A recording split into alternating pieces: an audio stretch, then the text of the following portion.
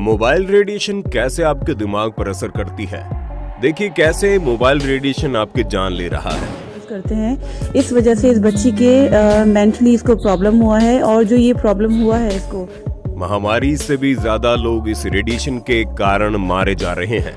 जी हाँ दोस्तों, dengue, malaria हो या फिर हाल ही में चल रही महामारी जिसका नाम सुनकर ही लोग डर से कांप उठते हैं। पर दोस्तों, ये बीमारियां तो केवल कहने के लिए खतरनाक है, असली खतरा तो आपने इस वक्त आपके हाथों में ले रखा है। क्योंकि मोबाइल फोन से निकलने वाली रेडिएशन जो हमें दिखती भी नहीं है, वो हमारे न सिर्फ शरीर पर बल्कि दिमाग में इतना गहरा असर छोड़ती हैं कि आप सोच भी नहीं सकते। और यही वजह है कि पहले के मुकाबले लोग आज मानसिक रोगों से ज्यादा ग्रसित हो रहे हैं। लेकिन इसके पीछे का पूरा खेल क्या है, इसे जानने के लिए वीडियो में हमारे साथ इसी तरह बने रहिए, क्योंकि क्या पता वीडियो को देखने के बाद मोबाइल के प्रति आपका नजरिया ही बदल जाए। वैसे मोबाइल से याद आया कि जब तक वीडियो शुरू हो रही है तब तक आप ये कमेंट में बताओ कि आप दिन में कितने घंटे मोबाइल फोन का इस्तेमाल करते हैं।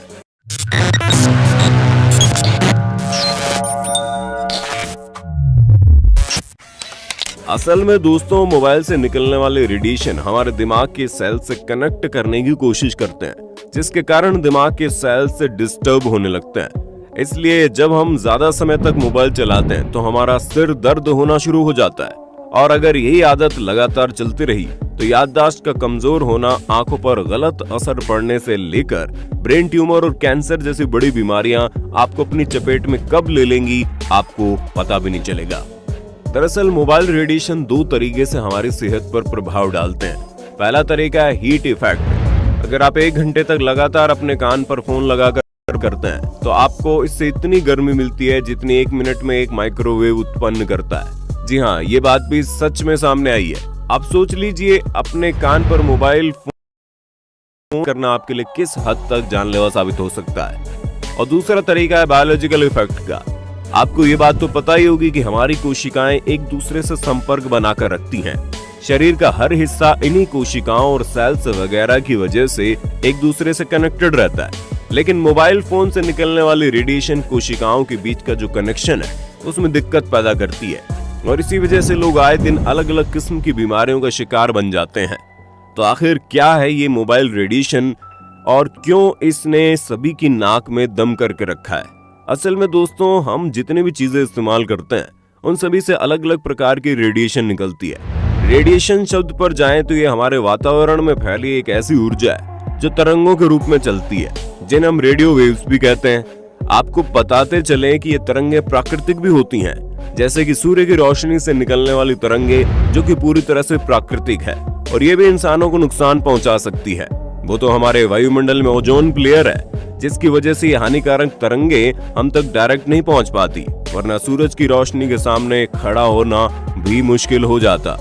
अब इंसानों का तो आप जानते ही हैं, हमें हर चीज को अपने फायदे के लिए इस्तेमाल करना बखूबी आता है। इसलिए हमने इन तरंगों का इस्तेमाल अपने हिसाब से करना शुरू कर दिया, जिसकी वजह से आज हम टेलीविजन के रिमोट से लेकर मोबाइल फोन और बॉडी के हर एक पुर्जे का हाल बताने वाले एक्सरे तक में हम इन वेव्स का इस्तेमाल करते हैं। शायद आपको विश्वास ना हो, पर एक्सरे से निकलने वाली तरंगे सबसे ज्यादा हानिकारक होती हैं, क्योंकि ये तरंगे आपकी हड्डियों को छोड़कर आपके पूरे शरीर के आर पार निकल जाती है, और अगर हम ज्यादा समय तक इनके संपर्क में रहते हैं तो ये हमारे शरीर की कोशिकाओं पर काफी बुरा प्रभाव डाल सकती है। और अब वो जितने भी इलेक्ट्रिकल प्रोडक्ट्स हैं, जैसे कि मोबाइल फोन वगैरह, उनसे भी काफी मात्रा में तरंगे निकलने लगी है। हमारे आसपास मौजूद इन रेडिएशन की वजह से ही बॉडी में जाने वाली रेडिएशन को नापने के लिए स्पेसिफिक ऑब्जर्वेशन रेट का इस्तेमाल किया जाता है, जिसे आम भाषा में SAR कहते हैं। और यही वो स्तर होता है जो ये बताता है हमारी बॉडी में कितनी मात्रा में रेडिएशन जा सकता है। हर देश की सरकार अपने यहाँ की स्पेसिफिक अब्जॉर्प्शन रेट तय करती है, और इसे इंटेंसिटी तक ही रेडिएशन निकालनी चाहिए, उससे अधिक नहीं निकलनी चाहिए, क्योंकि अगर इससे ज्यादा रेडिएशन वायुमंडल में रिलीज हो रही है तो SAR का स्तर ज्यादा बढ़ने की वजह से इंसान को बहुत ही भयंकर खतरे का सामना करना पड़ सकता है। और भारत में भी कुछ ऐसा ही है, जहां ये स्पेसिफिक अब्जॉर्प्शन रेट का स्तर 1.6 वाट प्रति किलोग्राम से ज्यादा नहीं होना चाहिए। ये मानक तय किए गए हैं, लेकिन हमारे देश में आज तक कोई चीज कानून के हिसाब से हुई है जो अब होगी। तभी तो जितनी भी टेलीकॉम कंपनी है वो अपने नेटवर्क को बेहतर बनाने के लिए जगह जगह पर टावर के कारण रेडिएशन का जो स्तर है वो बढ़ता ही जा रहा है। क्योंकि दोस्तों वैज्ञानिक भी पहले ही कह चुके हैं कि अगर रेडिएशन की मात्रा सही है तो आपको कोई भी नुकसान नहीं होगा, लेकिन अगर रेडिएशन कुछ ज्यादा ही मात्रा में आप पे पहुंच रही है तो इसका गलत प्रभाव होना शुरू हो जाएगा। आइए अब बात करते हैं रेडिएशन कितने प्रकार की होती है। रेडिएशन 2 प्रकार की होती है दोस्तों। पहली तो नॉन आयोनाइजिंग रेडिएशन और दूसरी होती है आयोनाइजिंग रेडिएशन। दोस्तों जो नॉन आयोनाइजिंग रेडिएशन होती है उसमें बहुत कम लेवल की इलेक्ट्रोमैग्नेटिक वेव्स निकलती हैं, जिनकी फ्रीक्वेंसी 1000 से 3000 मेगावाट होती है। Microwave oven, air condition, wireless computer, radio, cardless phone और दूसरे वायरलेस डिवाइस इसी में आते हैं। पर जब बात आयोनाइजिंग रेडिएशन की होती है, इसमें बहुत ही ज्यादा इलेक्ट्रोमैग्नेटिक वेव्स निकलती है, जिसमें आपकी X ray machine, gamma rays, ultraviolet rays भी होती हैं, जो हमारे लिए बेहद खतरनाक होती हैं। वैसे दोस्तों एक सवाल ये भी आता है कि रेडिएशन से किस उम्र के लोगों को खास नुकसान होता है। तो दोस्तों इसके लिए हम आपको बता दें कि ये हर उम्र के लोगों के लिए खतरनाक है। खास तौर पर बच्चे, महिलाएं, बुजुर्गों और मरीजों के लिए तो ये ज्यादा ही हानिकारक है। तो इस बात की कोशिश कीजिए कि उनके पास कम से कम ऐसी चीजें रखें जिनसे रेडिएशन निकलती हैं। और बच्चों को मोबाइल न देने का कारण सिर्फ उनकी आंखों को बचाना नहीं है, बल्कि फोन से निकल रेडिएशन से उनका बचाव करना भी है। क्योंकि अगर आपको ऐसा लगता है कि आप अपने बच्चों को बाहर जाने से रोकने के लिए मोबाइल फोन पकड़ा देंगे ताकि वो संक्रमण से बचे रहे, तो भले ही आपके बच्चे महामारी से बच जाएंगे, लेकिन मोबाइल फोन की वजह से उनकी आगे आने वाली पूरी जिंदगी खराब हो सकती है।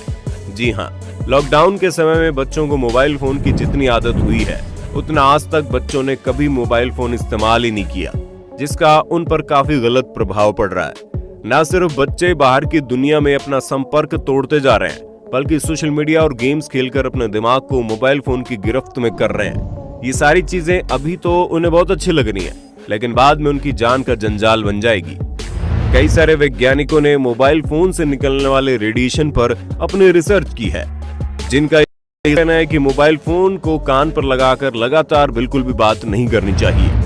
और अगर आपको अभी भी हमारी बातों पर शक हो रहा है तो जरा आंकड़ों पर नजर डाल लो, क्योंकि 2010 में WHO यानी वर्ल्ड हेल्थ ऑर्गेनाइजेशन ने अपने एक रिसर्च में खुलासा किया था कि मोबाइल रेडिएशन से कैंसर का खतरा बहुत ही ज्यादा बढ़ जाता है। क्योंकि हमारे शरीर में कैंसर के जितने भी सेल्स पहले से मौजूद होते हैं वो मोबाइल के रेडिएशन की वजह से और ज्यादा मजबूत हो जाते हैं।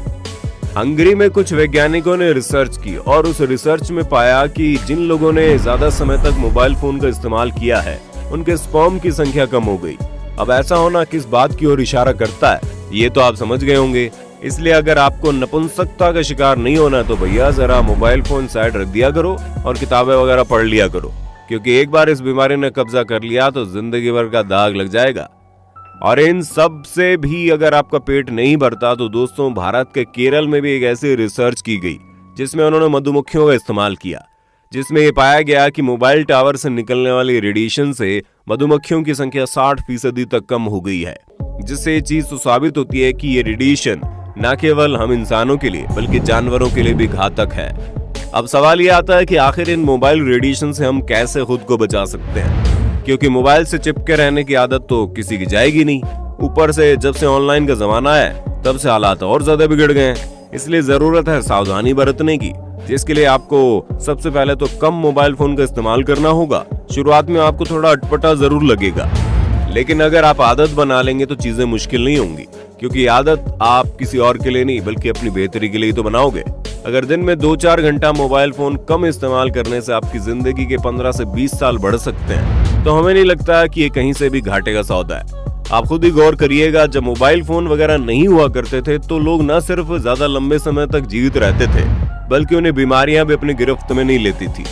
अब हालात बदल गए हैं, चीजें पूरी तरह से हमारे हाथों से निकल ना जाए उससे पहले ही हमें समझना होगा, वरना बहुत देर हो जाएगी। बाकी आप इस पर क्या कहेंगे कमेंट में जरूर बताइए। ऐसी वीडियोस को देखते रहने के लिए चैनल को लाइक, शेयर, सब्सक्राइब करना ना भूलें। धन्यवाद।